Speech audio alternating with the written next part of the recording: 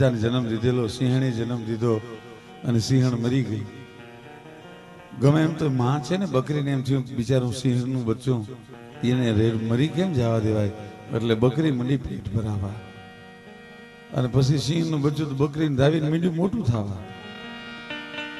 પણ ભૂલી ગયો કે હું સિંહણનું સંતાન છું સાહેબ, ભૂલાઈ ગયો એનાથી. અને એમાં એક દી કવિ નીકળ્યા, ત્યાં બે બે એમ કરે સિંહનું બચ્ચું, અને જોયું આ બકરા ભેગું પડ્યું. આને કોઈએ કીધું નથી તું સિંહણનું સંતાન છો. અને કહેવાળી પકડી કવિએ ભાઈઓ, અને બરોબર તળાવના કિનારે લાવીને કીધું, આય વનરાજ, તારો બાપ કોણ, તારી માં કોણ ભલા માણસ? તારે એક જણ ખાંભળે ત્યાં હાથણીના ગર્ભ ગળી જાય.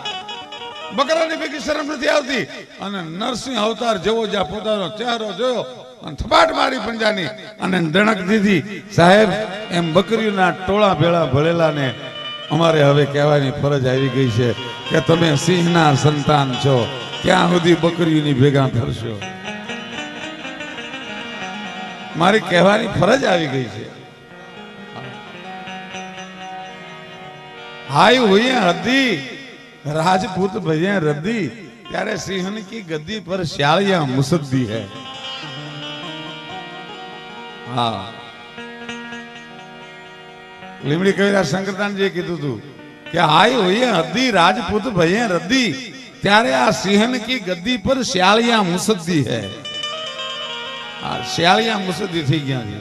જગા ભગા જંબુરિયા ધારા સભાએ ઢળે, પછી દરના અકલના દળે એને કામ ઠપકો કાબાવું. એને કહેવું શું? અમે તો આવું માનીએ છીએ ભાઈઓ